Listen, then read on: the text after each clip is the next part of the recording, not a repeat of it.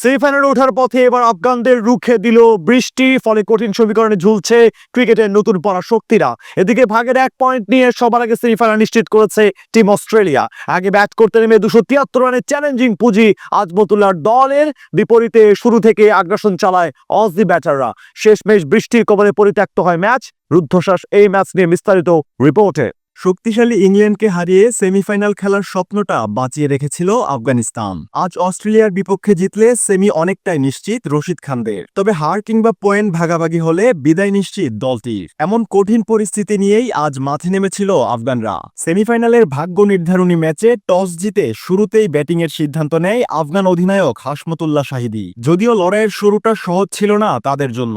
Aussie পেসারদের গতি আর সুইংয়ের দাপটে কিছুটা নতজানু ছিল আফগান ব্যাটাররা। কিন্তু তরুণ ব্যাটার সেদিকুল্লাহ অটল ও অভিজ্ঞ অলরাউন্ডার আজমতুল্লাহ উমরজাইয়ের 50-তে শেষমেশ ঘুরে দাঁড়ায় আফগানিস্তান। ইনিংসের শুরুতেই আফগান শিবিরে আঘাত হানেন স্পেন্সার জনসন। ওপেনার রহমতুল্লাহ গুরবাজকে অসাধারণ এক ইনসুইং ইয়র্কারে বোল্ড আউট করে সাজঘরে ফিরান তিনি। ফলে দলীয় 3 রানের মাথাতেই বড় ধাক্কা খায় দলটি। এরপর বেন দারুইসের সুইংয়ে দিশেহারা হয়ে পড়ে আফগানরা। পরে জনসনের ওভারে 2 ওভার বাউন্ডারি আদায় করে কিছুটা চাপমুক্ত হয় ব্যাটাররা। তারপরই দুর্দান্ত গতির 2টি সুইং ডেলিভারি উইকেটরক্ষককে ফাঁকি দিয়ে সোজা চলে যায় মাঠের বাইরে। এমনকি পুরো ইনিংসে অজিদের কাছ থেকে অতিরিক্ত 37টি রান আদায় করে নেন আফগানরা। একের পর এক অতিরিক্ত রানের মিছিলে দ্বিতীয় উইকেটে বড় রানের জুটি গড়েন সেদিকুল্লাহ ও আগের ম্যাচে সেঞ্চুরি হাঁকানো ইব্রাহিম জাদরান। দুজন মিলে করেন 66 রানের জুটি। পরে অ্যাডাম জাম্পারের বলে কাট করতে গিয়ে মার্নাস লাবুসেনের হাতে ধরা পড়েন ইব্রাহিম। ফিরেন ব্যক্তিগত 22 রানের ইনিংস শেষ করে।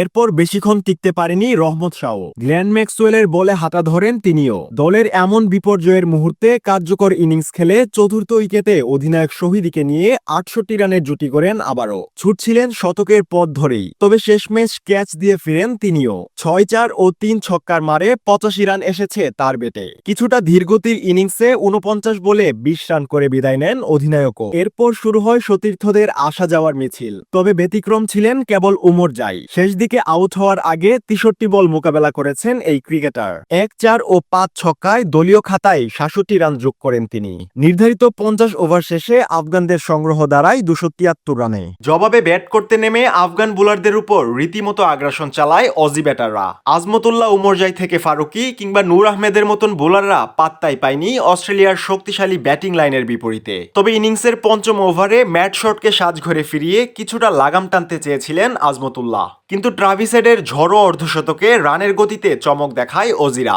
মাত্র 12 ওভারেই 100 রানের মাইলফলক স্পর্শ করে ফেলে টিম অস্ট্রেলিয়া। এরপর দলীয় 109 রানের মাথায় লাহোরের আকাশ ভেঙে শুরু হয় বৃষ্টি, যে কারণে মাঠ ছাড়তে বাধ্য হয় দুদল। পরে দীর্ঘ অপেক্ষার পর ম্যাচটি পরিত্যক্ত ঘোষণা করেন আম্পায়ার। ফলে পয়েন্ট ভাগাভাগি করেই শেষ হয় রুদ্ধশ্বাস এক ম্যাচের, যার সুবাদে 4 পয়েন্ট নিয়ে সবার আগে সেমিফাইনাল নিশ্চিত করে টিম অস্ট্রেলিয়া। অন্যদিকে 3 পয়েন্ট নিয়ে আফগানদের সেমিতে ওঠার জন্য শেষমেশ তাকিয়ে থাকতে হচ্ছে ইংল্যান্ড সাউথ আফ্রিকা ম্যাচের দিকে। তবে সমীকরণ বলছে অনেকটাই কঠিন হবে আফগানদের এ যাত্রা, কেননা আজমতুল্লাহর দলকে সেমিতে উঠতে হলে ইংল্যান্ডের বিপক্ষে শেষ ম্যাচে হারতেই হবে প্রোটিয়াদের। শুধু তাই নয়, হারের ব্যবধানও হতে হবে কমপক্ষে 207 রানের, যা আপাত দৃষ্টিতে অনেকটাই অসম্ভব। ফলে শেষমেশ সেমির স্বপ্ন অপূর্ণই রয়ে যেতে পারে আফগানদের।